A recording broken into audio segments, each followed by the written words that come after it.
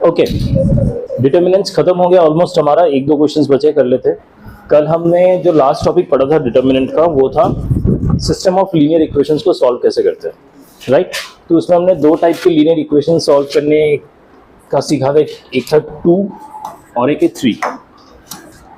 दो linear equations या 3 linear equation, इसमें 2 वेरिएबल होते हैं और इसमें 3 वेरिएबल होते हैं, राइट। प्रोसेस क्या था कि पहले हम डी निकालते हैं। मान लीजिए कि मेरे पास एक, अच्छा ये फॉर्म कैसा है ये पता है आप लोगों को ना, कि अगर मेरे पास ऐसा एक लीनियर इक्वेशन है,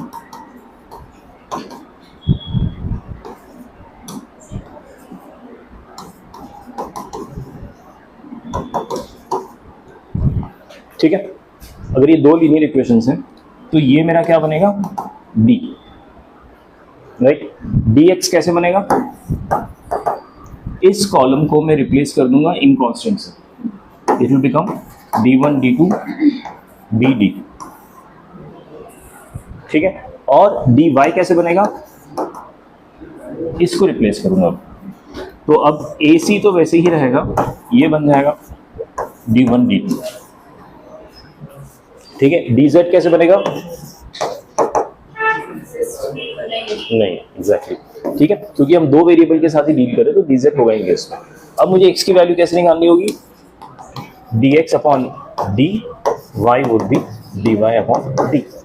same holds true for 3 variables and 3 linear systems, ठीक है, ये बेसिक था। ओके, फिर हमने पढ़ा था कंसिस्टेंट और इनकंसिस्टेंट। कंसिस्टेंट इनकंसिस्टेंट में क्या था, ऐसे सेट ऑफ लीनियर इक्वेशंस और या system of linear equation whatever you can say, जिसका सोल्यूशन है या नहीं है, and it completely depends on the value of D. ये डिस्क्रिमिनेंट वाला डी नहीं, ये जो हम डी कैलकुलेट कर रहे थे ना, डिटर्मिनेंट वो है।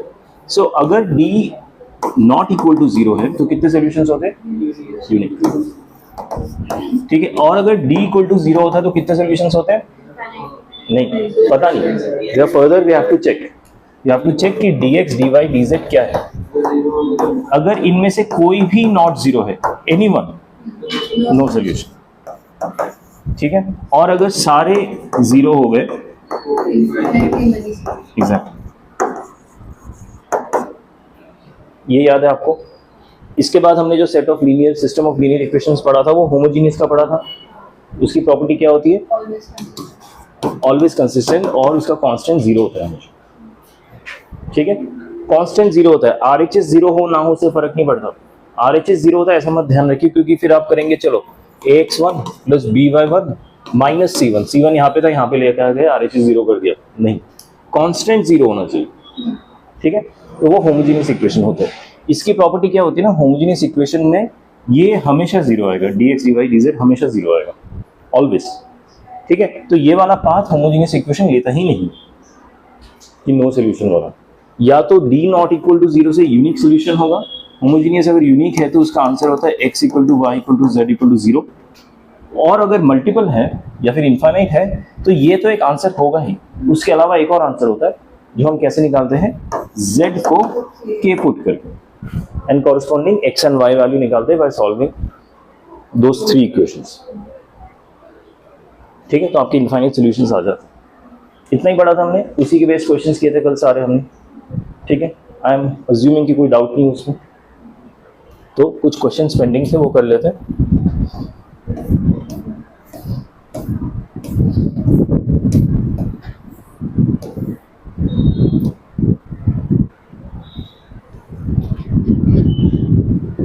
The greatest value of c, ये कर लिया था ना शायद हमने कल,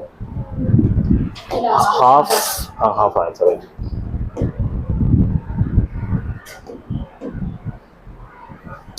ओके, अब ये क्वेश्चन देखिए,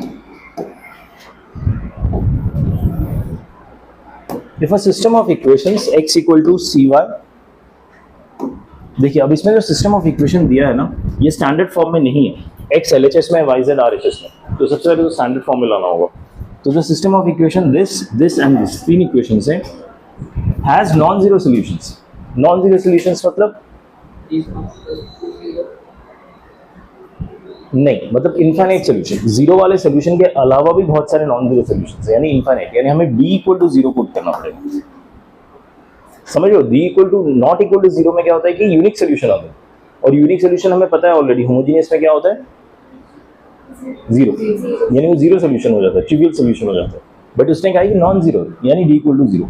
एसेंशियली जब भी आपको होमोजीनियस का क्वेश्चन आएगा ना, इसी पे ही आएगा, या डी इक्वल टू जीरो होगा या D equal to not zero होगा, इसी पे ही क्वेश्चन आएगा।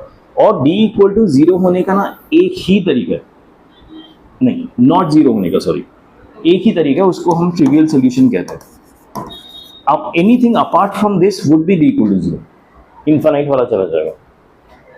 ठीक है, क्वेश्चन में ये इक्वेशन होमोजेनियस है, दिख रहा है ना, कांस्टेंट नहीं है, सब ax z x y के साथ ही है, देयर इज नो कांस्टेंट,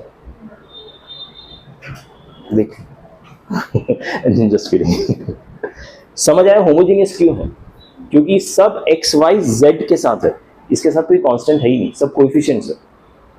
ठीक है, has non zero solution, the value of this a² + b² + c² + 2abc is. अच्छा, अगर मुझे पता होमोजीनियस है और नॉन जीरो है तो मुझे क्या करना पड़ेगा?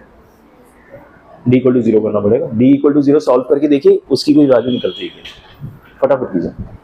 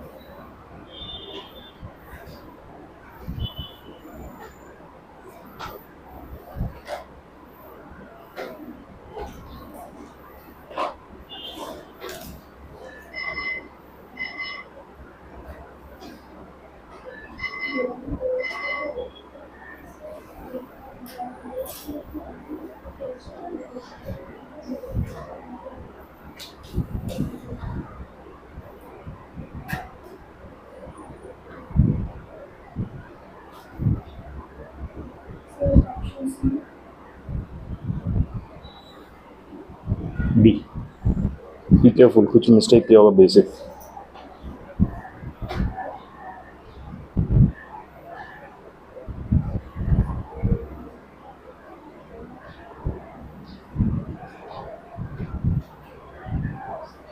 Sir D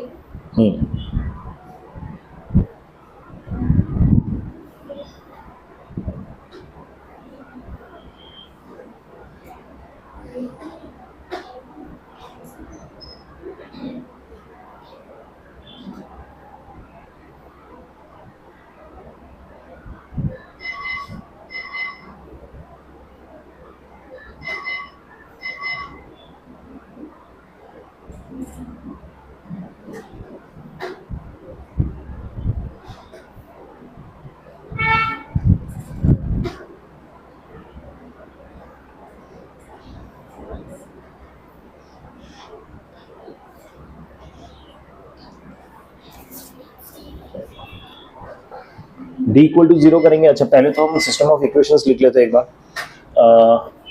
x minus C Y minus B Z equal to zero, पहले वाले को रीअरेंज किया, सेकेंड वाले को रीअरेंज करेंगे तो क्या आएगा? Minus C X plus Y minus A Z equal to zero.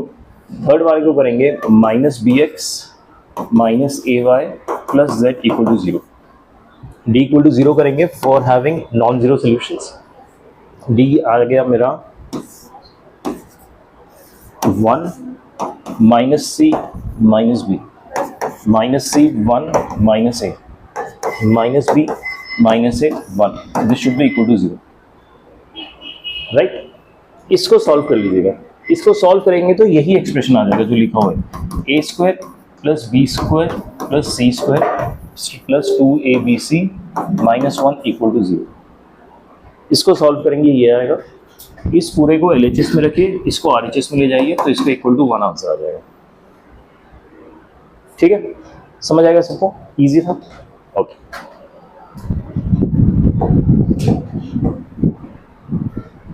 ओ खत्म, फाइन, ये लास्ट क्वेश्चन।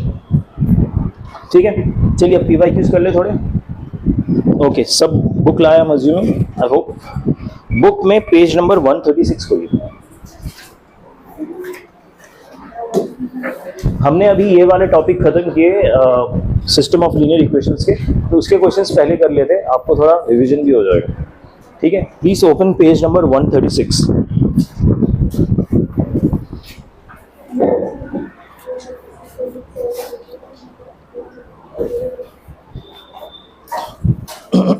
पेज 136 खोला सबने, उसमें क्वेश्चन नंबर 131 चेक कीजिए। 131 में लिखा है if the system of equations, उसके बाद 3 इक्वेशंस दिए, has infinitely many solutions. Infinitely many solutions मतलब d equal to 0, find value of 13 alpha beta. कर पाएंगे? ट्राई कीजिए, बताइए इसका आंसर क्या रहा। एंड ये वाला सेक्शन करते हुए आई मेक सम ऑब्जर्वेशन, उसका ध्यान रखिएगा। ठीक है, first let's do this question.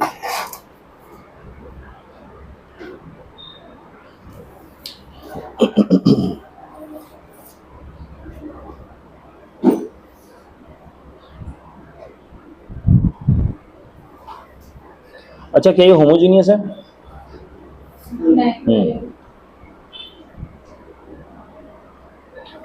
इस टाइप का एक क्वेश्चन कल किया था हमने। ठीक है,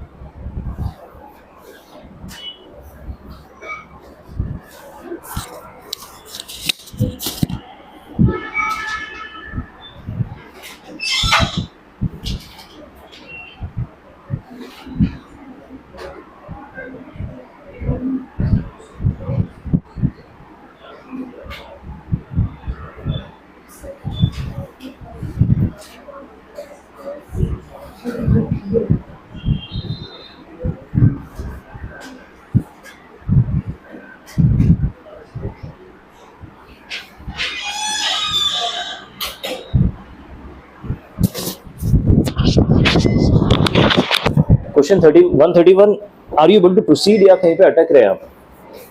हो रहा है, कीजिए आराम से।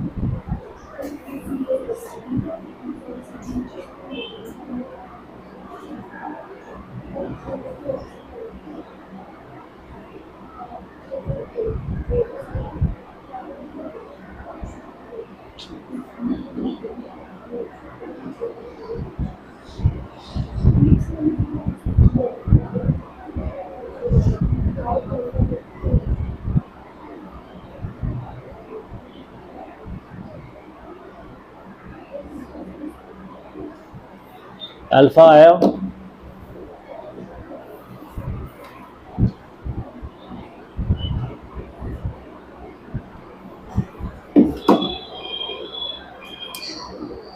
किसी का अल्फा है तो बताना मुझे।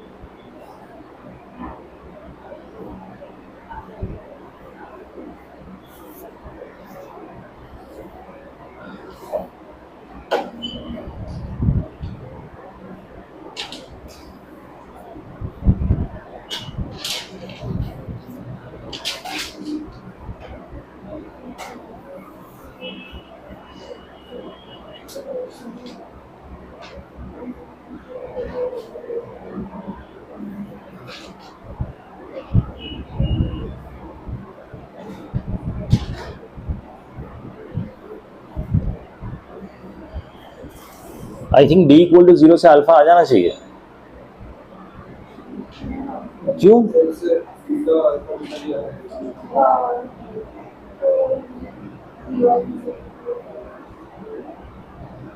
तो dx से अल्फा आ जाना चाहिए, dx से अल्फा आ जाना चाहिए, राइट? तो कीजिए, dx से कीजिए फिर। उतना ऑब्जर्वेशन आपको कैलकुलेशन करने से पहले कर लेना है, ये नहीं कि कैलकुलेशन करते हुए अरे अल्फा बीटा दोनों आ गए, इसमें पूरा वेस्ट हो गया।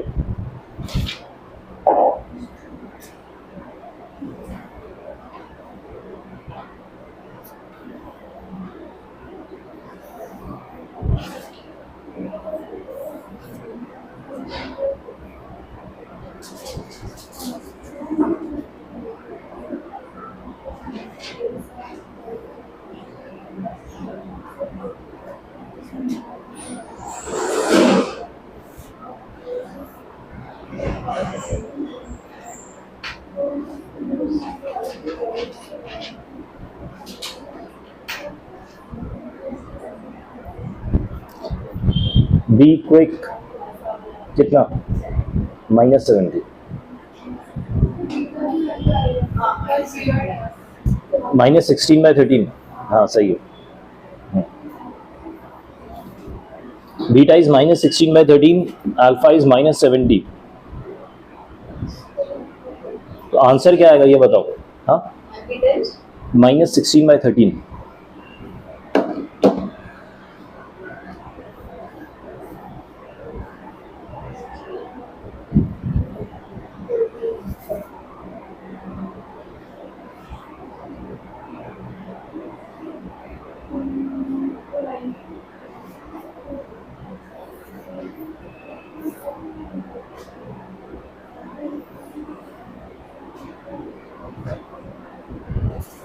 तो 30 अल्फा बीटा कितना होगा?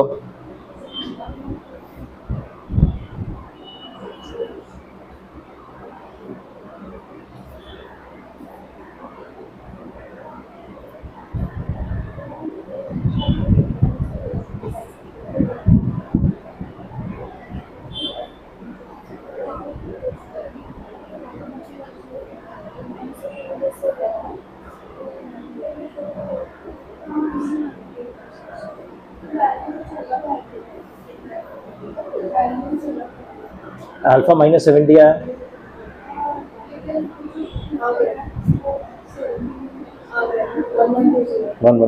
हाँ।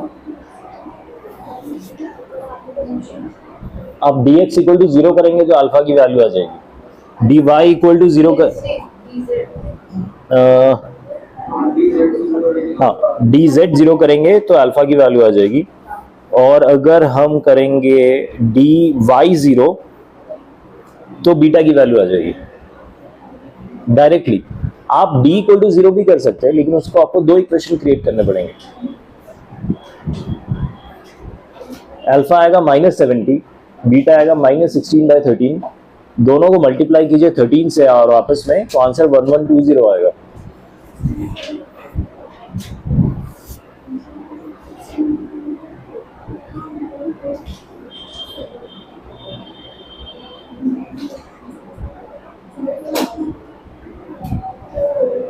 ठीक है, ये कर लीजिएगा। हाँ, CDD 1120, नॉट 1220। अच्छा, अभी क्वेश्चन 131 कैसे करना है समझ आया सबको, राइट? एक बार क्विकली क्वेश्चन 130 देखिए, मैं पढ़ के बता रहा हूँ। Let the system of equations, फिर 3 इक्वेशन दिए हैं, have infinite number of solution, then value of lambda plus 2 mu. Same question, right? 3 equations दिए हैं, इनफाइनाइट सॉल्यूशन से, d equal to 0, dx equal to 0, dy equal to 0, lambda और mu निकालेंगे, answer आ जाएगा। Question 129, if the system of equations, फिर से 3 equation दिए हैं, has infinite many solutions, then lambda plus mu whole square plus lambda minus mu whole square equal to what? फिर से लैम्डा और न्यू निकालना और जो भी एक्सप्रेशन है उसकी वैल्यू निकालनी है। The point I am trying to say is, ये टॉपिक इतना इंपॉर्टेंट है, हर साल 3-4 क्वेश्चन आ रहे, देखो आप, ठीक है? तो इससे एक क्वेश्चन डेफिनेटली आने वाला है। मोस्टली होमोजीनियस से भी आता है, नॉन होमोजीनियस से भी आ सकता है नॉर्मल। तो ये तो एकदम श्योर शॉट आपके 4 या 8 नंबर आने ही चाहिए। तो जब आप मैच करोगे ना, सबसे पहले डिटर्मिनेंट्स का क्वेश्चन ढूंढना, और वो करना, क्योंकि आसान होता है ये, एज इन सिर्फ कैलकुलेशन होगा, कॉन्सेप्ट इसमें कुछ भारी भरकम नहीं है, ठीक है ना, जैसे इंटीग्रेशन वगैरह में रहता है वैसा नहीं है इसमें कॉन्सेप्ट, ठीक है। तो ये करना ही है। तो क्वेश्चन 129, 130 सब आपको घर पे प्रैक्टिस करना है, मैं क्लास में करवा नहीं रहा हूँ because that is similar to 131। Question 128 में जाइए। क्वेश्चन 128 देखिए, let the system of linear equations, उसके बाद देखिए 4 इक्वेशंस दिए इंस्टेड ऑफ 3, 4 दिए हैं, has a unique solution x equal to alpha, y equal to beta, z equal to gamma, then the distance of the point alpha beta gamma from the plane. Planes के बारे में हमने पढ़ा है नहीं? अच्छा, कहाँ पढ़ा है मैंने? आपको नहीं पढ़ा है क्या प्लेन्स, 3D ज्योमेट्री? नहीं, ओके फाइन, फिर 12th को पढ़ा होगा, sorry I mixed up. Anyways, the unique solution of x equal to alpha beta gamma, the distance, जो second part of the question है ना, the distance of the point alpha beta gamma from the plane, वो पार्ट छोड़ दीजिए। उसके previous तक क्या कह रहा है, has a unique solution x equal to alpha, y equal to beta, z equal to gamma. तो क्या आप अल्फा बीटा गामा की वैल्यू निकाल सकते हैं एंड लैम्डा की वैल्यू? 4 इक्वेशंस गिवन है, x अल्फा है, y बीटा है, z गामा है, अल्फा बीटा गामा की वैल्यू निकालनी है।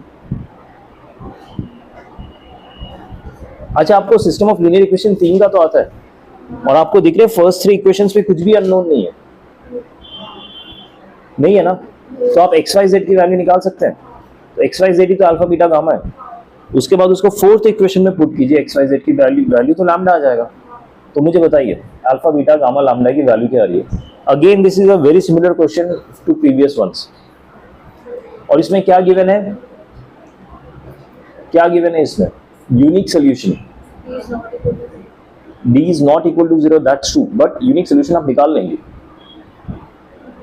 फ्रॉम क्रैमर्स रूल, मतलब d निकालिए, dx निकालिए, dy निकालिए, dz निकालिए। Is it homogeneous? No it's not. Okay यार, छोड़ो ये question, it's going to be very long, but करना कैसे समझ आ रहा है? यूनिक सोल्यूशन गिवन है मतलब d नॉट इक्वल टू 0 आएगा, d की कोई वैल्यू आएगी, sorry d not equal to 0 कोई वैल्यू आएगी, मान लीजिए 19 आ जाता है, फिर आपको dx निकालना पड़ेगा by replacing the first column with constants. तो dx आएगा, फिर dy आएगा, फिर dz आएगा, फिर आपको x की वैल्यू क्या आ जाएगी? dx upon d, dy upon d and dz upon d। तो xyz आ गया। xyz को 4th इक्वेशन में पुट करेंगे तो लैम्डा की वैल्यू आएगी, ठीक है। तो कभी भी सिस्टम ऑफ लीनियर इक्वेशन में 4 इक्वेशन आ जाए तो घबराना मत, कोई भी 3 पिक कर लो जो आपको सूट करे। उन्होंने खुद लिख के दिया, उनका कॉमन सोल्यूशन है, मतलब 3 से जो सोल्यूशन आएगा 4th को सेटिस्फाई करेगा ही, ठीक है। Okay, I am skipping this question because is going to take time. Question number 127 देखिए एक बार। Let S denote the set of set of all real numbers of lambda such that the system of equation, 3 equation given है, is inconsistent। inconsistent मतलब yes, d equal to 0, dx, dy, dz not all of them are 0, ठीक है। Inconsistent मतलब d equal to 0 करना और lambda की value निकालनी है, उसके बाद sigma of lambda square plus mod of lambda, ये हमने क्लास में किया हुआ है क्वेश्चन, ठीक है। डू यू रिमेंबर इसको अप्रोच कैसे करना है? आई थिंक 2 आंसर आते हैं इसका, एक -2 और समथिंग 1, हाँ 1 एंड -2, ठीक है। तो हमने 1 क्यों नहीं कंसीडर किया था? Do you remember? नहीं 1 डालने से क्या हो रहा है, तीनों इक्वेशन सेम हो जा रहे हैं, तो सिस्टम ऑफ इक्वेशंस बन ही नहीं रहा था, सिर्फ एक ही इक्वेशन बन रहा, ठीक है। ओके, क्वेश्चन 126 देखिए। For the system of linear equation, उसके बाद 3 लीनियर इक्वेशंस गिवन है, which one of the following statement is not correct, कौन सा सही नहीं है, ठीक है। It has infinitely many solution if alpha equal to 2, beta equal to -1। तो ये कैसा जज करेंगे, कैसे वैलिडेट करेंगे फर्स्ट स्टेटमेंट गलत है कि सही है, आपको करके देखना पड़ेगा, ठीक है। इसको सॉल्व कीजिए कि इनफाइनाइटली मेनी सॉल्यूशन के लिए हमें क्या करना होगा, सब कुछ 0, ठीक है। पुट कीजिए और देखिए अल्फा बीटा की वैल्यू क्या आ रही है। अगर अल्फा बीटा की वैल्यू ये नहीं आ रही तो ये स्टेटमेंट क्या हो जाएगा, फॉल्स, यानी इनकरेक्ट। तो हमारा आंसर आ जाएगा। तो क्या हमें फर्दर करने चाहिए और BCD? नहीं, क्योंकि मेंस में सिंगल क्वेश्चन के मल्टीपल आंसर्स नहीं होते, ठीक है। मेंस के एग्जाम में, एडवांस में होते हैं मल्टीपल आंसर्स, लेकिन सिंगल क्वेश्चन का एक ही आंसर होता है, ठीक है, तो जिस पार्ट में आपका आंसर मिल गया बाकी और कीजिए मत, छोड़ दीजिए। यू गॉट द अप्रोच, ये अप्रोच ध्यान में रखिए, जैसे ही आंसर आ गया रुक जाना है क्वेश्चन में, आगे बढ़ना नहीं है, क्योंकि मल्टीपल आंसर्स नहीं होंगे करें मेंस में। ठीक है, चलिए ये क्वेश्चन फटाफट कीजिए।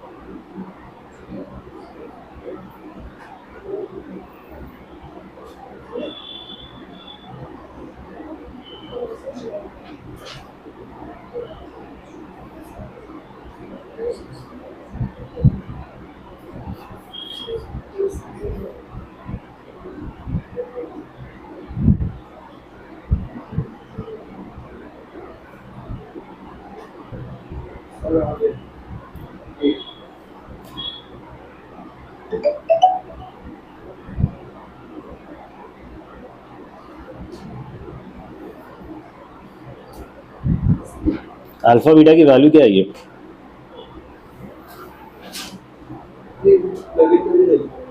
अच्छा,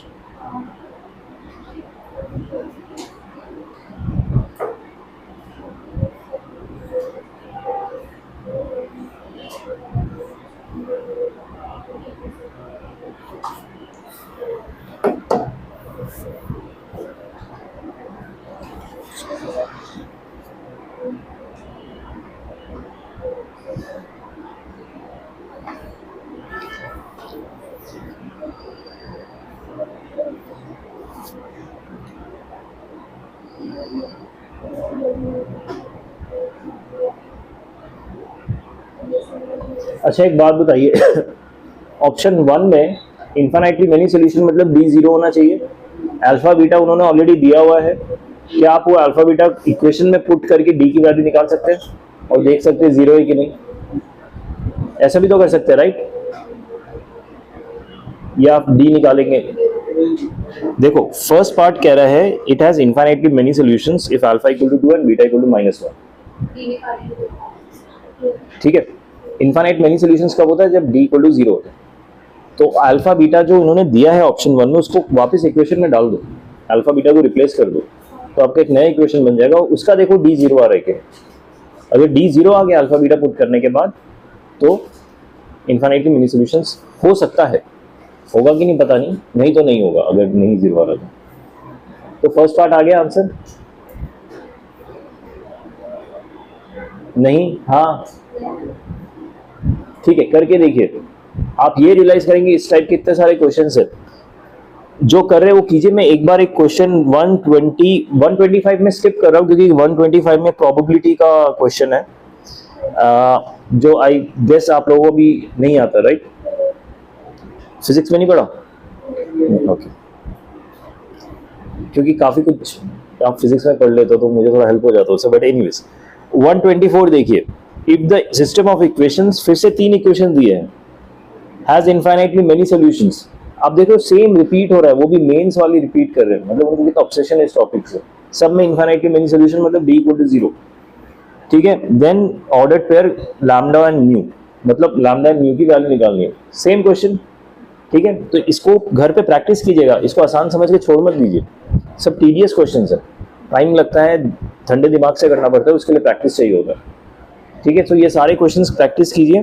क्वेश्चन 132 एक और क्वेश्चन है, मैं एक बार उसका वॉक थ्रू दे देता हूँ। क्वेश्चन 132 में एक तो मिस्टेक है, वो मैं आपको दिखा दूंगा क्या है। If A be a 3x3 real matrix, real matrix मतलब सारे रियल वैल्यूज है उसमें, a into 101 is equal to 2 into 100 लिखा है, 2 इंटू ऐसे करके 2 फिर 100 ऐसे लिखा है, राइट। इसको नीचे वाले जीरो को, सबसे नीचे वाले जीरो को 1 कर लीजिए, दैट इज अ मिसप्रिंट, ठीक है। So a101 equal to 2 101, a minus 101 equal to 4 minus 101, a010 equal to 2010। Basically a के 3 रिलेशंस दिए मतलब a के 3 इक्वेशंस दिए। अगर आप इसको सिंप्लीफाई करेंगे, आप अगर a मैट्रिक्स को 3x3 मैट्रिक्स है उसको अज्यूम करेंगे ना, x y z a b या जो भी, जैसे हम अज्यूम करते हैं इस टाइप से, a11 a12 a13, इस तरह से अगर आप अज्यूम करेंगे तो आपकी ये सारे वैल्यूज निकल आएंगे यूजिंग दिस 3 इक्वेशंस, ठीक है। और आपका a मैट्रिक्स रेडी हो जाएगा। उसके बाद पूछ रहा है then the system a minus 3i into xyz equal to 1 2 3 has unique solution, exactly 2 solution, infinitely many solutions, no solution। Tedious question है, लंबा क्वेश्चन है, इसमें कुछ वो नहीं है, कोई जो a मैट्रिक्स की वैल्यू आ जाएगी ना फर्स्ट स्टेप से, उसको सेकंड स्टेप में डालना, सेकंड कंडीशन में डालना, तो आपको xyz की भी वैल्यू मिल जाएगी। वो मल्टीपल मिलती है या एग्जैक्टली 1 मिलती है या एक भी नहीं मिलती, वो आप जज कर लीजिए, वो आप डी निकाल के जज कर सकते हैं, क्योंकि उन्होंने सोल्यूशन नहीं मांगा है, उन्होंने बस ये पूछा यूनिक है या नो है, या तो आप सिर्फ डी निकाल के कर सकते हो वो जजमेंट, ठीक है। डी अगर नॉट इक्वल टू 0 आ गया तो आपको पता है कि यूनिक सोल्यूशन होगा, तो आपका काम ही उधर खत्म हो जाएगा।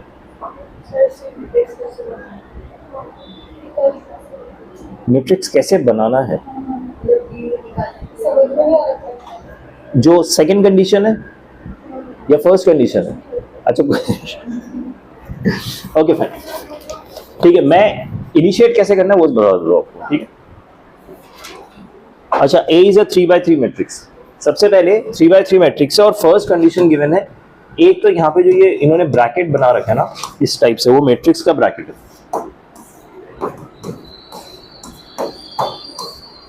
ठीक है। A को मैं क्या अज्यूम करता हूँ, 3x3 है, तो मैं चलो A1 A2 A3 A4 A5 A6 A7 A8 A9 ये अज्यूम करो। इस मैट्रिक को अगर मैं 101 से मल्टीप्लाई करता हूँ,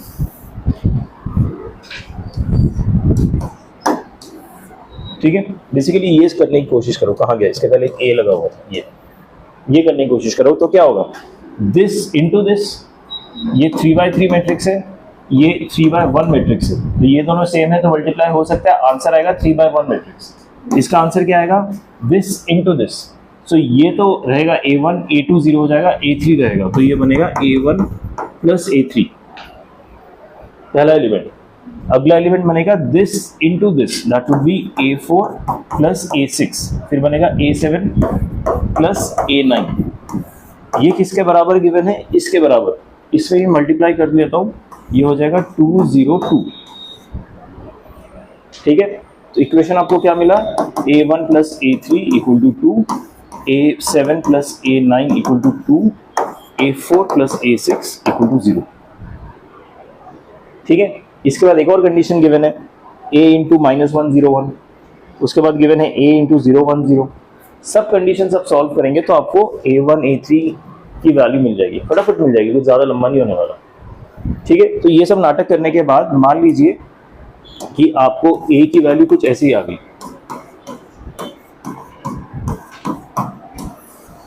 ठीक है। अभी कंडीशन क्या गिवन है, A -3i into X Y Z is equal to 1 2 3। ये गिवन है, इसको सॉल्व कर सकते हैं। इसमें से 3i माइनस कीजिए, मतलब इसमें से 3 टाइम्स 1 0 0 0 1 0 0 0 1 माइनस कीजिए। ठीक है, तो यहाँ पे कुछ एक मैट्रिक्स बनेगा, साथ में एक्स वाई जेड मल्टीप्लाइड है। ठीक है, दिस इज इक्वल टू 1 2 3। ठीक है, और ये जो भी मैट्रिक्स बनेगा इससे ये माइनस करके मान लीजिए ये बन जाता है, कुछ भी आर्बिट लिख दे रहा हूं मैं। ठीक है, ये बन जाता है। तो आप रियलाइज कीजिए, जब आप इसको सॉल्व करेंगे, सॉल्व करने की जरूरत नहीं है, ये बनेगा x plus 2y plus 3z equal to 1। ये पहला इक्वेशन बनेगा हमारा। इस दोनों को मल्टीप्लाई करेंगे तो पहला रो क्या बनेगा, x plus 2y plus 3z।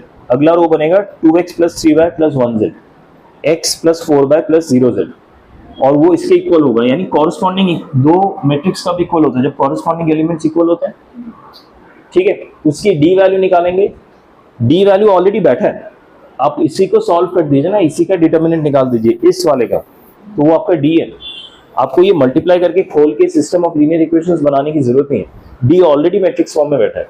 ये निकाल लीजिए। ये अगर नॉट इक्वल टू 0 आ गया तो यूनिक सोल्यूशन। ये अगर इक्वल टू 0 आ गया तो फिर आपको dx dy dz निकालना पड़ेगा। उसमें से कोई एक भी नॉट इक्वल टू 0 आ गया तो no solution.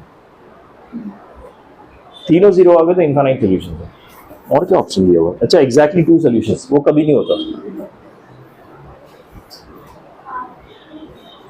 Are you getting what I am saying? घर पे ट्राई करो इसलिए, नहीं तो कल पूछो मुझसे या परसों या जब भी हमारी क्लास होगी।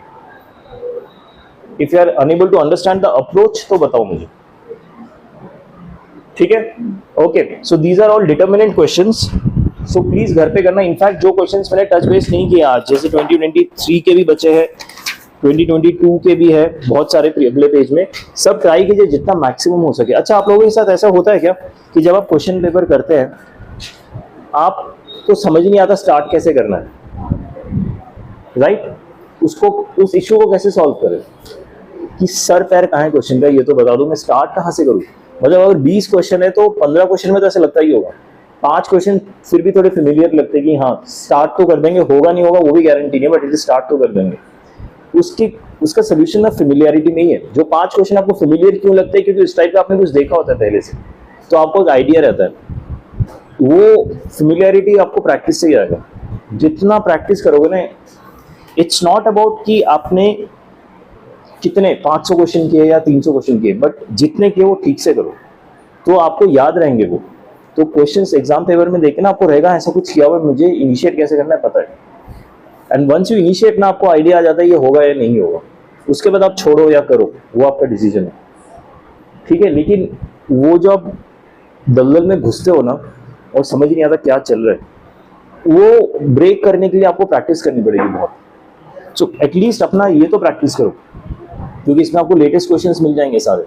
ये भी कर लिया तो बहुत है, टू ब्रेक दैट, वो कहते हैं ना स्टेटस को, मतलब वो आगे बढ़े नहीं बढ़े वो नहीं समझ आता, जो वो एटलीस्ट समझ आएगा।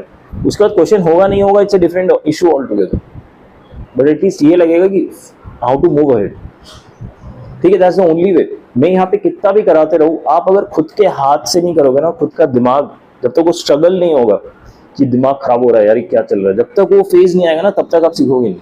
वो फेज आ रहा है तो अच्छी बात है, वो मतलब you are reaching that point जहाँ पे वो दिमाग खराब हो रहा है, लेकिन थोड़ी देर बाद आप उसको ठीक करोगे, समझोगे, सॉल्व करोगे, तो वो अगली बार एग्जाम में जाके फिर और दिमाग नहीं खराब होगा। वहाँ पे पता होगा कि मैं ऑलरेडी दिमाग खराब कर चुकी हूँ या कर चुका हूँ, तो उसका ये सोल्यूशन है। ठीक है, तो वो स्ट्रगल जो एग्जाम पेपर देख के होता है ना, वो घर पे कर लिया करो प्रैक्टिस कर करके, तो आपको सॉर्ट आउट हो जाएगा। ठीक है, ये मुझे पॉइंट अभी याद आया, मैं बता दे रहा हूँ, क्योंकि it's a very common feedback. And maths, physics chemistry में तो स्ट्रेट फॉरवर्ड इंग्लिश होता है, तो एटलीस्ट इंग्लिश तो समझ आता है। मैथ्स का तो इंग्लिश ऐसा होता है कि आप मजे ले रहे हो बच्चे से। ठीक है, तो प्लीज मैथ्स का इंग्लिश समझने के लिए आपको मैथ्स समझना पड़ेगा। वो English it's not that important, वो ग्रामेटिकली आप समझने की कोशिश करेंगे नहीं होगा उससे कुछ। ठीक है, वो जो इन्फॉर्मेशन गिवन है, इतने छोटे लाइन में इतना ज्यादा इन्फॉर्मेशन दिया जाता है ना, वो हैंडल करने के लिए आपको समझना पड़ेगा। ठीक है, सो आपको जितना अच्छा समझ आए, जितना फटाक से आप कैच कर लेते हो, इट्स ऑल इररिलेवेंट अगर क्वेश्चन ही नहीं समझ आएगा, और वो सिर्फ प्रैक्टिस से आएगा। It's true for everyone. Irrespective आपके अच्छे मार्क्स आ रहे, बुरे मार्क्स आ रहे, मीडियोकर मार्क्स आ रहे, कभी अच्छा आ रहा है कभी बुरा आ रहा है, डजंट मैटर। ठीक है, अभी भी 1 साल है, सिर्फ 1 साल ही बाय द वे, नेक्स्ट जनवरी टेस्ट है 27 में। ठीक है, डोंट थिंक बहुत टाइम है, और सब बच्चे तैयारी कर रहे हैं ऑल ओवर इंडिया। ठीक है, सो ये स्लैक टाइम होता है, इस टाइम सब ऐश कर रहे होते हैं, तो अभी अगर आप एफर्ट पुट कर लोगे तो आपको थोड़ा एज मिलेगा और कुछ। ठीक है, इवन वी आर ट्राइंग कि जितनी जल्दी हो सके कोर्स खत्म करके रिवीजन स्टार्ट करें या एक्चुअल क्वेश्चन पेपर करना स्टार्ट कर दें, सो दैट आपको भी जितना कहते हैं ना कि एक्सपोजर मिले उन क्वेश्चंस का। ठीक है, बट प्लीज घर पे प्रैक्टिस कीजिएगा। उस टाइम पे ये स्टेज नहीं आना चाहिए कि क्वेश्चन नहीं समझ आ रहा, उस टाइम पे ये स्टेज आना चाहिए क्वेश्चन समझ आ रहा है बट हो नहीं रहा। That's a different stage all together. ठीक है, जो क्वेश्चन समझ नहीं आता ना वो तो गिव अप का स्टेज हो जाता है कि भाई तो क्वेश्चन हो नहीं रहा है, ये है मेरे बस की नहीं है, छोड़ो इसको, वो स्टेज नहीं आना चाहिए। ठीक है, ओके प्लीज, जो इसलिए क्वेश्चंस आज नहीं करवाए वो करना करते हैं टू डू प्रैक्टिस, क्योंकि ऑब्वियसली क्लास में हम सारे कर नहीं सकते, we don't have that much time and patience. चलो और कुछ क्वेश्चंस करते हैं दूसरे टॉपिक के। Come to page number 130।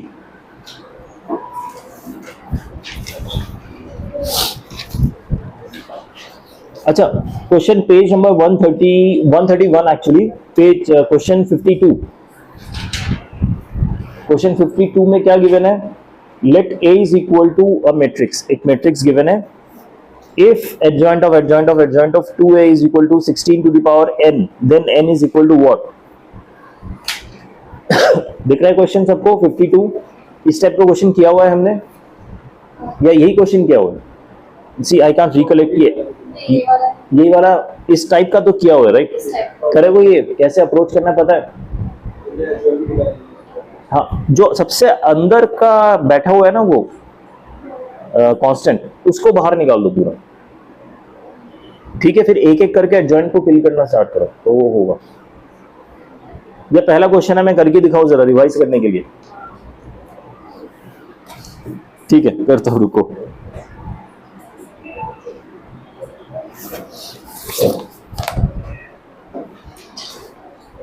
Okay, ए कुछ दिया है, एटलीस्ट मुझे ए का डिटरमिनेंट वैल्यू तो बता दो, या वो भी मुझसे करवाओगे?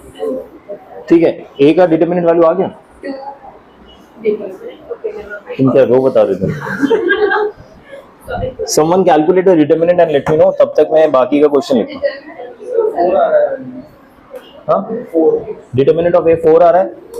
ठीक है, आई एम अज्यूमिंग ये करेक्ट है। अगर किसी का आंसर कुछ और आता है तो मुझे बताइए। एडजॉइंट है, ठीक है, थैंक यू।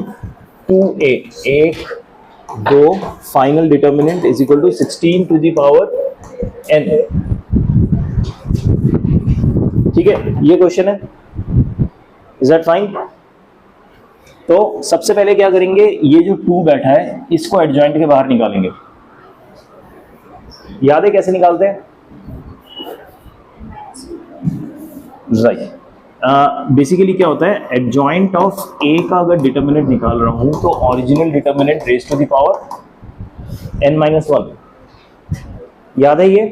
बट रुको, अगर 2 एडजॉइंट का निकालना हो तो क्या होता है, n-1 स्क्वायर। वापस, अच्छा ठीक है, बट बिफोर मैं वापस समझाऊं, पहले ये तो बता दो फर्स्ट इक्वेशन मेरा सही है कि गलत है? अच्छा, उसके लिए याद तो आना पड़ेगा ना, कि रिकॉल तो कर पा रहे हो सही है कि गलत है। अगर आपको एडजॉइंट का डिटरमिनेंट वैल्यू निकालना है, किसी भी मैट्रिक्स के एडजॉइंट का डिटरमिनेंट वैल्यू, तो आपको इसका नया से डिटरमिनेंट कैलकुलेट नहीं करना। जो ओरिजिनल डिटरमिनेंट है, ओरिजिनल मैट्रिक्स का डिटरमिनेंट, उसको raise to the power n-1 कर दो, where n is the order. 3/3 2/2 तो 3 होगा या 2 होगा, ऑर्डर याद है? ओके, सो ये होता है। अब अगर उसके बाद मान लो ये तो मैंने एडजॉइंट ए, ये समझ आया? अब मुझे एडजॉइंट ऑफ एडजॉइंट ए का डिटरमिनेंट वैल्यू निकालना, तो फिर मैं पहले एडजॉइंट ए का निकालूंगा, फिर दोबारा एडजॉइंट ए का निकालूंगा? नहीं, मैं सीधा ये फॉर्मूला लगाऊंगा, determinant of A raise to the power n-1 का होल स्क्वायर कर दूंगा, n-1 का होल स्क्वायर। ठीक है, are you able to recollect? अच्छा, अगर ये फिर 3 में करना हो तो n-1 का होल क्यूब। यहां पे 3 है, तो इस 2 को मैं instead of getting out here I directly get it out here. ठीक है, नहीं नॉट हेयर, हेयर बाहर, इधर पूरे डिटर्मिनेंट के बाहर आ जाएगा। क्या होगा ये? Determinant of a raise to the power n कितना है? तो ये 2 आ जाएगा n-1 raise to the power, ठीक है। RHS है 16 टू द पावर n। ये 4 आया राइट, तो इस 4 को मैं 2 स्क्वायर लिख दूं और ये कितना हो जाएगा? 8 हो जाएगा। 2 इंटू 2 इंटू 2, 2 इंटू 3 मत कर देना, 6। ये 2 रेज टू द पावर 3 है। क्या?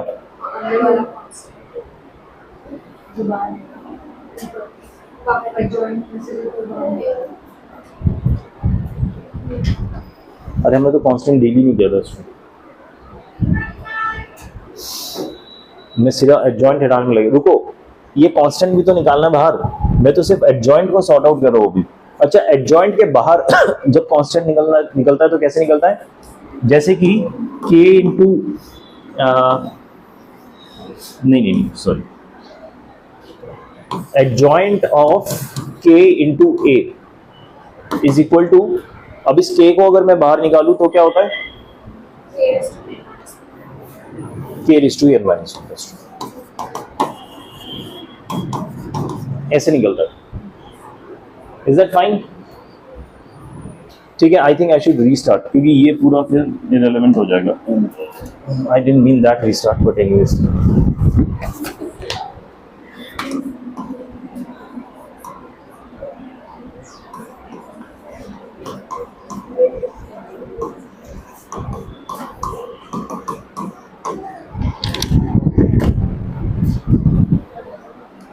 इसको यहां निकाला, फॉर्मूला लगाया, adjoint of k times a is equal to k raise to the power n-1 adjoint of a। ठीक है, is that fine?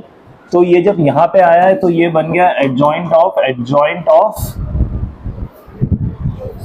2 square a नहीं एडजॉइंट है।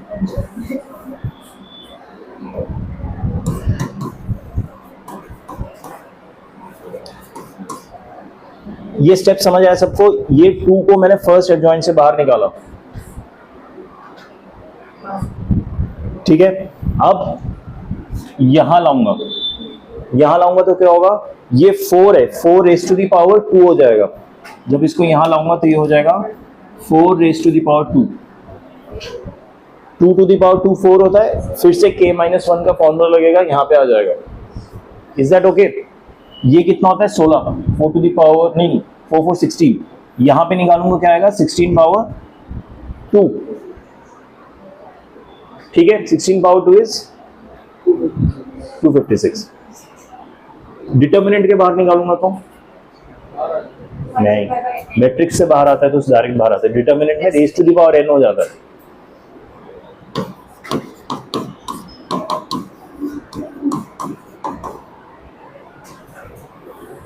याद कर लो कितना कुछ है ना, एडजॉइंट, डिटर्मिनेंट, मैट्रिक्स। अभी तक तुमने इन्वर्स किया नहीं अभी तक, बट ठीक है। एनीवेज, ये समझ आया? Okay, so 16 to the power 2 का क्या हो जाएगा? Whole cube.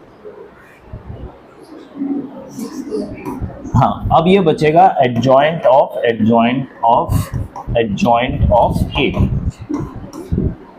ठीक है। अब हम वो तिकड़मबाजी लगाएंगे जो हमने पहले किया था, ठीक है। दैट वुड बी, अच्छा ये क्या होगा? ये 6 होगा, इसको 8 मत कर देना। This was raise to the power 2 का क्यूब, ये किया था हमने। समझ आ रहा है? ये गिव अप कर चुके हो? समझ आ रहा है?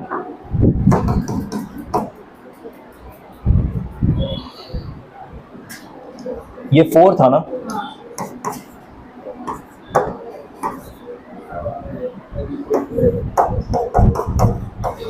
इसको 16 लिख देता हूँ. 4 square would be 16.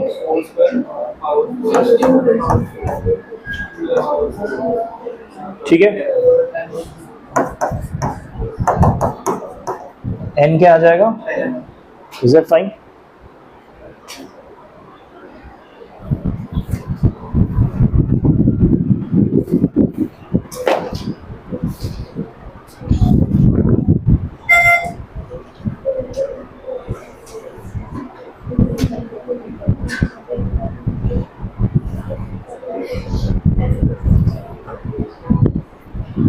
Is that fine, everyone? Exactly similar question. I won't say exactly, but somewhat similar question 47. वो कीजिए. पहले क्वेश्चन 47 करके अपना क्लैरिफाई कर लीजिए. उसके बाद we'll go to the middle questions.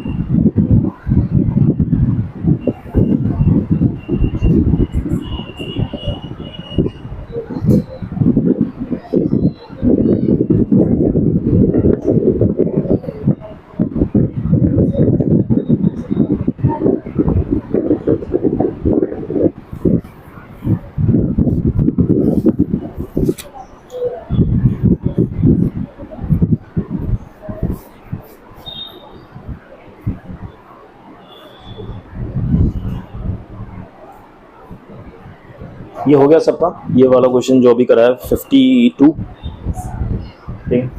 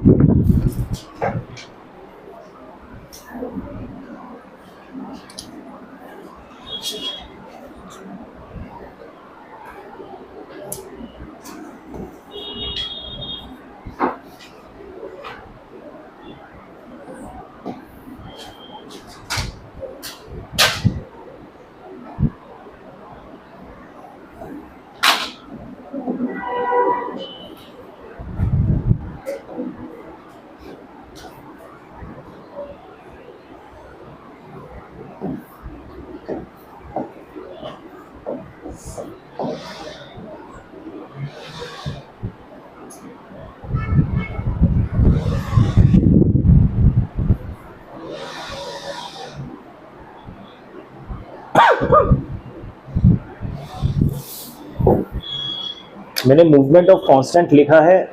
आप एक बार अपना खुद से कीजिए, उसके बाद चेक कीजिए.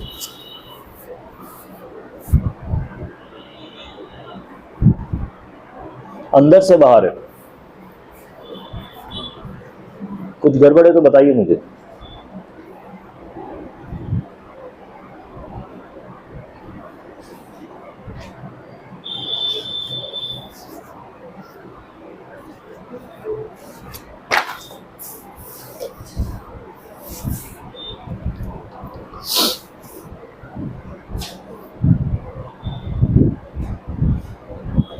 Answer B.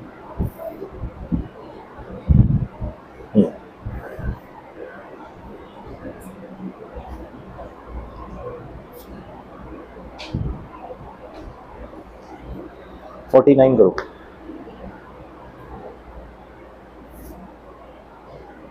अच्छा 51 करो. 49 से करो. 51.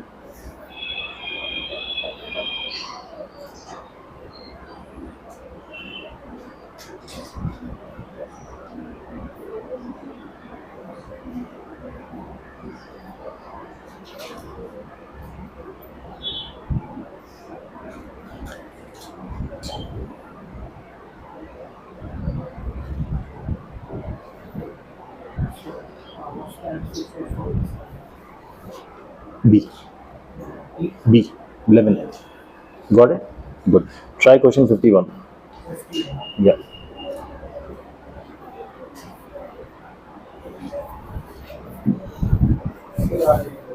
आ गया?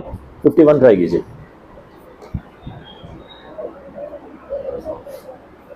इसी तरीके से किया.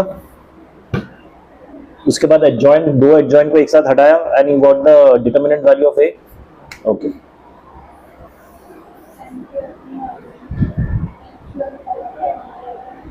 आपको गलत आ रहा है. कितना आना चाहिए n और क्वेश्चन 47? 5 नहीं आ रहा. क्या आ रहा है? 4. हाँ, करके दिखाऊं? ये पहले ये बताओ, ये स्टेप समझ आएगी नहीं? ये जो मैं कांस्टेंट का मूवमेंट कर रहा हूँ इसमें तो डाउट नहीं है ना किसी को?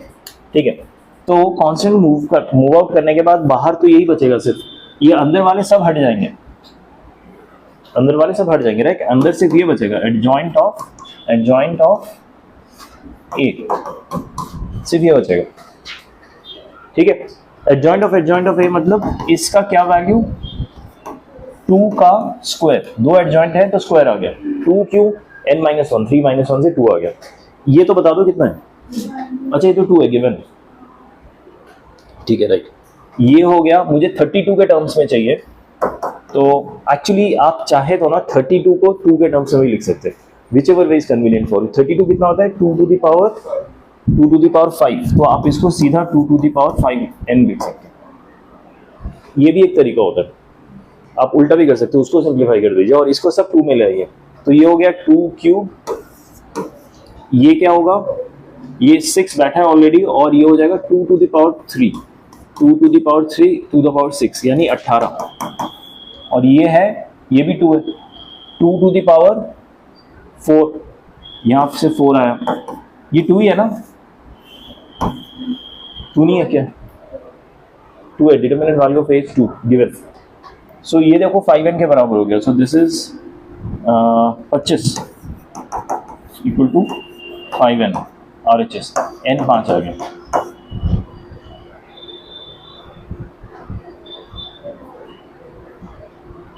ठीक है. ओके. अगला क्वेश्चन 51 करना है, बट बिफोर दैट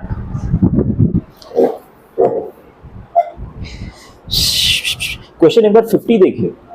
क्वेश्चन 50 कह रहा है if A is a 3x3 matrix and determinant value of a is 2, then 3 times of adjoint of 3a determinant a square is equal to 1. Question 50 पढ़ा जा रहा है. कर पाएंगे ये क्वेश्चन? ये क्वेश्चन हम क्लास में कर चुके हैं बाय द वे. हमारे पीडीएफ का पार्ट है, कभी आप पीडीएफ खोल के देखो. ठीक है. So question 50 is very similar. अब क्वेश्चन 51 में देखिए एंड आप बताइए इसका अप्रोच कैसा होगा. Question 51 is saying if A is a matrix, एक मैट्रिक्स गिवन है जिसमें लैम्डा भी है. A inverse is alpha A plus beta, what beta? Beta I. and alpha plus beta is -2, then 4 alpha square plus beta square plus lambda square is equal to what? Basically alpha beta lambda की value ढूंढनी है तो आपका आ जाएगा. ठीक है. अब alpha a is given as 1 lambda 5 10. A inverse is given as alpha times a plus beta times I. Alpha plus beta is given as -2. So ideally क्या करना चाहिए? ये a गिवन है, इसमें कुछ और वैल्यू नहीं गिवन है क्या? आप a की वैल्यू निकाल सकते हैं 10 - 5 लैम्डा, डिटरमिनेंट ऑफ a निकाल सकते हैं. ठीक है. यहाँ पे a इनवर्स गिवन है तो यहाँ पे a पुट कर सकते हैं, यहाँ से ये वाला I पुट कर सकते हैं आइडेंटिटी मैट्रिक्स, तो आपको इनवर्स ऑफ a भी मिल जाएगा. यहाँ से आप इनवर्स ऑफ a यहाँ से भी निकाल सकते हैं. एडजॉइंट अपॉन डिटरमिनेंट वैल्यू, दोनों को कंपेयर कीजिए तो अल्फा बीटा की वैल्यू आ जाएगी. अल्फा बीटा का इक्वेशन आ जाएगा, वैल्यू नहीं आएगी. और अल्फा बीटा का दूसरा इक्वेशन इन्होंने क्वेश्चन में ही गिवन, सॉल्व करेंगे तो अल्फा बीटा आ जाएगा. ठीक है. ये एक तरीका है. एक और तरीका,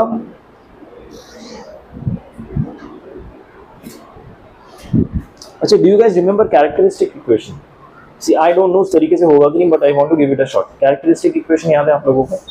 कोई भी एक मैट्रिक्स गिवन है, रैंडम मैट्रिक्स, उस मैट्रिक्स को अगर मैं x टाइम i से माइनस कर लेता हूँ, ठीक है, इसका डिटर्मिनेंट वैल्यू निकाल देता हूँ, इसको 0 से इक्वेट कर देता हूँ, वो हो जाता है इसका कैरेक्टरिस्टिक इक्वेशन। ये x के टर्म्स में कुछ आ जाता है, क्या आता है, x² + 2x + 1 = 0, something like this. इस x को अगर मैं इस डिटर्मिनेंट से रिप्लेस कर देता हूँ, a² + 2a + 1 = 0, ये भी ट्रू होता है। इसको क्या कहते हैं, थ्योरम को याद है नाम, कैले-हैमिल्टन थ्योरम, ठीक है। डिटर्मिनेंट में हमने कौन सा थ्योरम पढ़ा था, क्रैमर्स रूल पढ़ा था, ये है Cayley Hamilton theorem, very useful in these questions probably. हाँ, ये उससे होगा कि नहीं, let me give it a shot. मैं क्या करूंगा, इसलिए LHS को a से मल्टीप्लाई कर रहा हूँ, RHS को a से मल्टीप्लाई कर रहा हूँ। LHS ये क्या बन जाएगा बताओ, α_a² + β_a, इसको इधर लेके गया तो क्या हो जाएगा, α_a² + β_a - i = 0। ये इसका कैरेक्टरिस्टिक इक्वेशन है। क्या मैं ये यूज करके कैरेक्टरिस्टिक इक्वेशन बना सकता हूं, यही लगाऊंगा। a से मैंने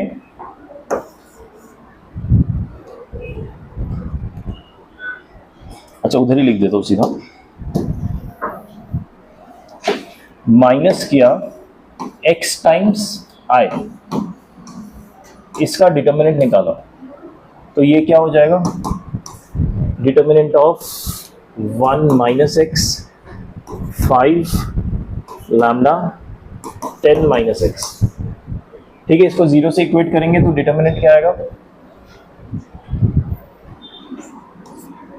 अरे लेकिन हमने एक और चीज सीखा था ना, ट्रेस यूज करके भी हम निकाल सकते हैं, बट उसके लिए मैं कैरेक्टरिस्टिक इक्वेशन को चाहिए था। 1 - x 10 - x -5 lambda = 0, so this becomes, यहाँ पे लिख रहा हूँ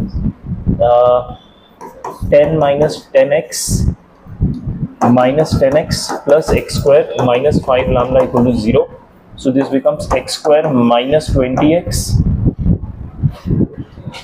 plus 10 - 5 lambda = 0. Is that fine? गड़बड़ है, देखो, हाँ 10 - x, that correct, -10x + x², तो ये आएगा -11x, ठीक है। ओके, अब ये मेरा कैरेक्टरिस्टिक इक्वेशन आ गया। कैले-हैमिल्टन लगा के इसको मैं कन्वर्ट कर दूंगा डिटर्मिनेंट फॉर्म में।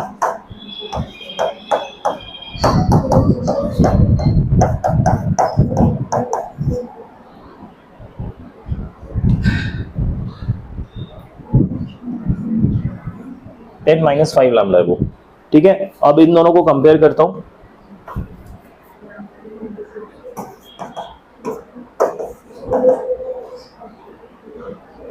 -5 lambda = -1, ना इट्स नॉट मैचिंग, तो 5 लैम्डा हो गया 11, लैम्डा हो गया 11/5,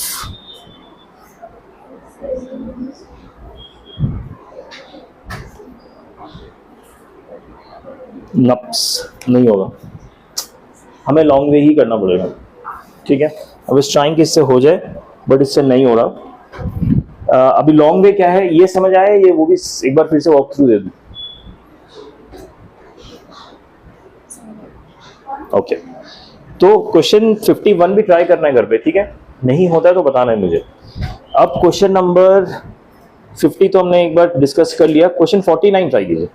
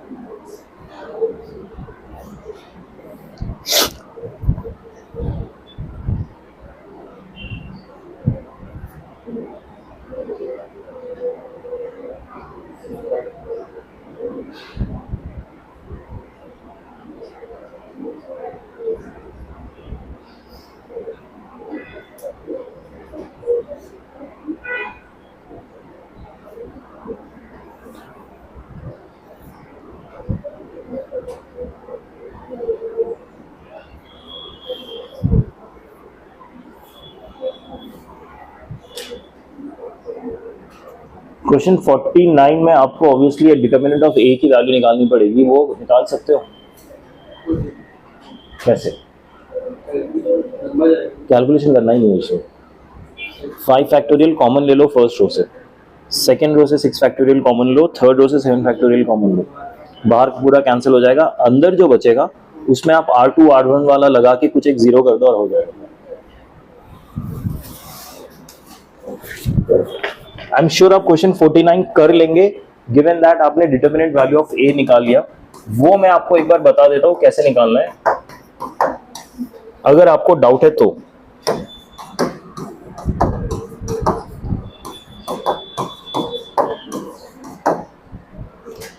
मैं आपको इतना हिंट दे सकता हूं कि इस टाइप का क्वेश्चन हमने किया हुआ है।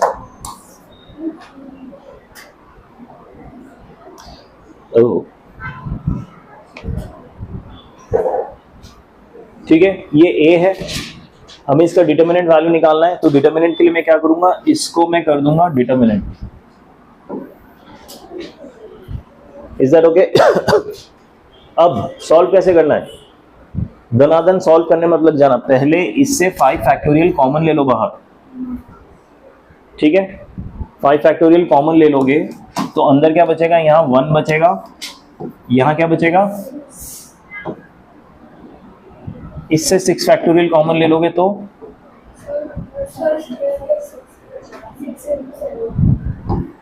गुड, यहाँ से 6 फैक्टोरियल कॉमन लिया, यहां से 7 फैक्टोरियल कॉमन लिया,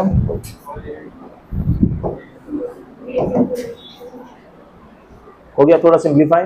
अब इसको भी जीरो कर दो, इसको भी जीरो कर दो, कैसे? रो 2 को कर दो रो 2 माइनस रो 1, रो 3 को भी कर दो रो 2 माइनस रो 1, या रो 3 माइनस रो 2 भी कर सकते हो, whatever you feel like.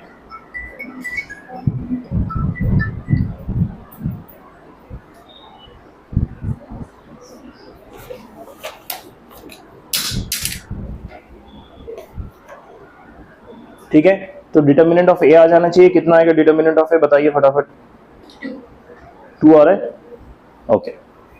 Determinant of ए 2 आ गया तो बाकी का क्वेश्चन कीजिए, that should be easy. Sir इसमें वो ब्रैकेट में ए से उसको कैसे करें, एडजॉइंट के ब्रैकेट। क्वेश्चन 50 की बात कर रहे हो क्या? हां, 3a का 3 तो निकाल देंगे, 3a का 3a मत निकालो, वो डिटर्मिनेंट ऑफ 3 है, इसको पूरा कैलकुलेट कर लो, ठीक है? ये 3 आ जाएगा बाहर, 3 क्यूब डिटर्मिनेंट ऑफ ए होगा, डिटर्मिनेंट ऑफ ए गिवन है क्वेश्चन में, तो ये 54 हो जाएगा मेरे ख्याल से, ठीक है? 54 a स्क्वायर कह रहा हूँ, ये एडजॉइंट के बाहर आ सकता है 54 पूरा, अंदर क्या रह जाएगा, एडजॉइंट ऑफ, आपको मैंने बताया ना स्क्वायर है, बाहर निकाल के फेंक दो, स्क्वायर की कोई औकात नहीं, कहीं पे भी रखो, इट डजंट मैटर, ठीक है? ये इसको बाहर निकाला डिटर्मिनेंट से, this is a different question. C is not correct for 49 के लिए ना, 49 के लिए नहीं, कुछ हड़बड़ी में गड़बड़, जो अंदर 2a बैठा है उसका ध्यान रखो, 2 बाहर आते आते आते क्या होगा, नो नॉट इवन बी। अच्छा, इसका डिटर्मिनेंट वैल्यू ऑफ ए 2 आ रहा है, इसमें तो कोई गलत गड़बड़ नहीं है ना, तो बचा क्या फिर,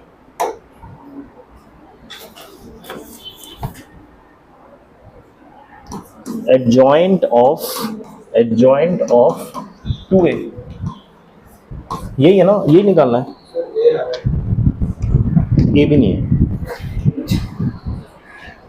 ये 2 को मैं निकाला यहाँ पे, क्या बनेगा, ठीक है?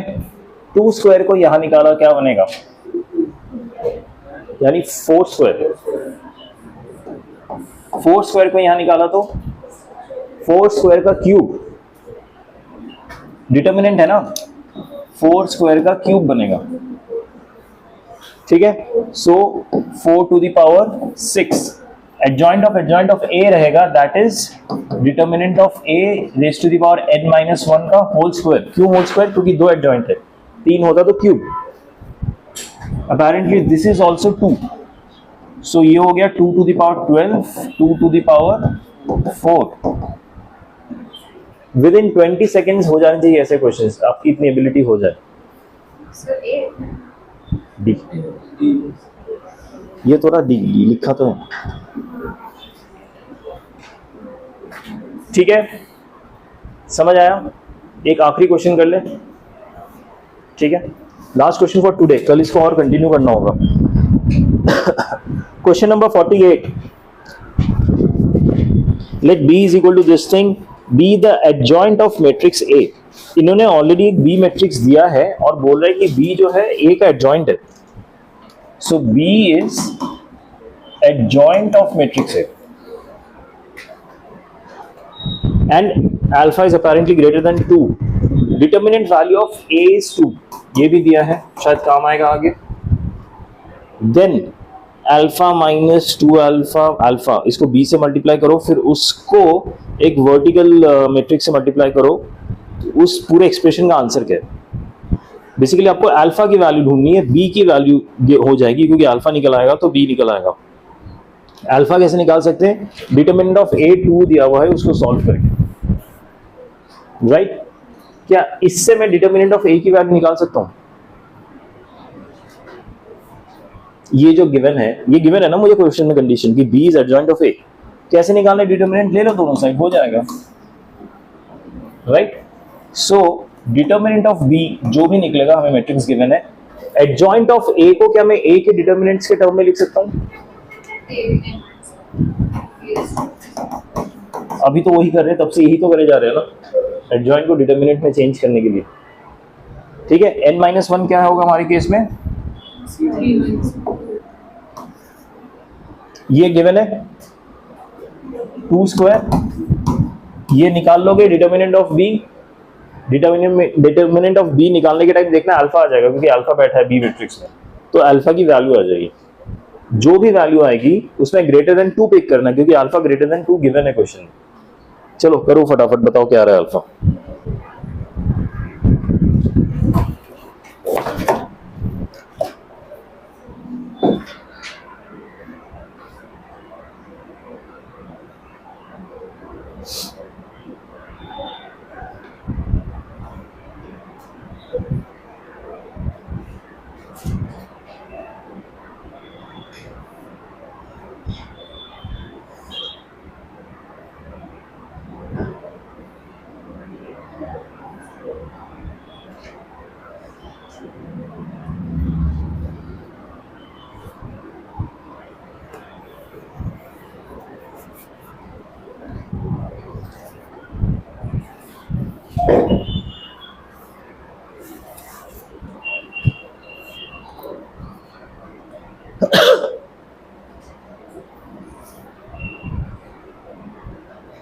डिटर्मिनेंट्स एंड मैट्रिक्स से मैक्सिमम क्वेश्चंस आते हैं मेंस में, सबसे ज्यादा वेटेज है डिटर्मिनेंट मैट्रिक्स का, इस चीज का ध्यान रखिए। इसके मैथ्स खुलते पहले इन दोनों को अटैक करना है। एक बार आपके 4-5 क्वेश्चन निकल जाना गारंटी, तो थोड़ा मन को शांति रहेगा कि चलो 20 तो आ रहे, फिर अगले गलत करके 20 का 0 मत कर देना, उसका भी ध्यान रखना फिर नेगेटिव मार्किंग का।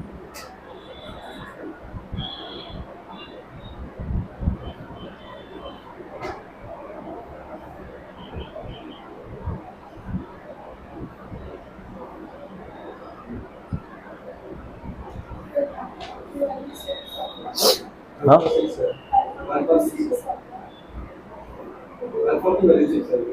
I don't think so. I think alpha 2 and 4 आएगा, 2 and 4, and 2 हम कंसीडर नहीं कर सकते because alpha has to be greater than 2. 2 and 4, right? So take value as 4 and calculate the value of the expression that is given.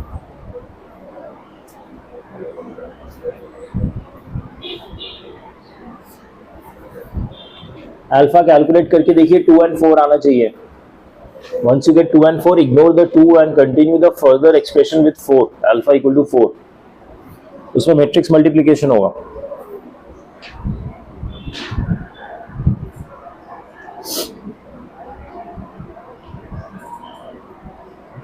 और matrix multiplication order में करना है, यानी कि पहले और थर्ड को कर दिया पहले मल्टीप्लाई क्योंकि अच्छा दिख रहा है इसलिए नहीं, ऑर्डर में करना है।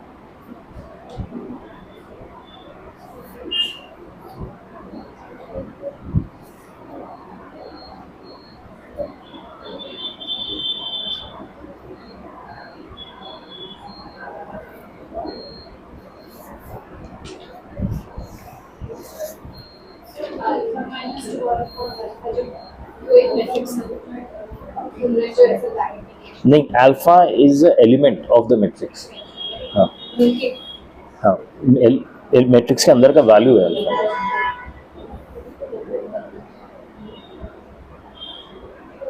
पहला हॉरिजॉन्टल मैट्रिक्स है, फिर बी मैट्रिक्स है, फिर वर्टिकल मैट्रिक्स है।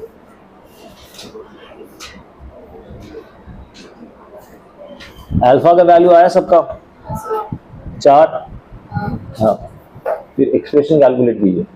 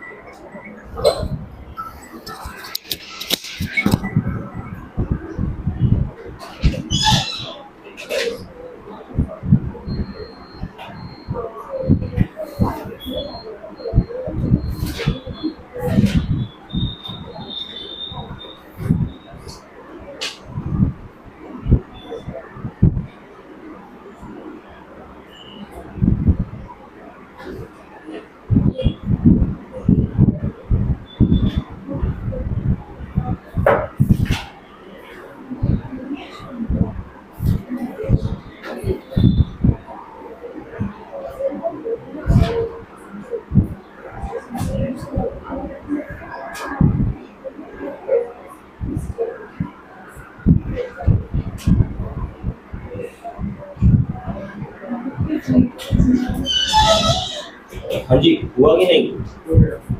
हो गया? -16 आंसर है। जिन जिन का नहीं हुआ घर पे ट्राई कीजिए प्लीज, ठीक है?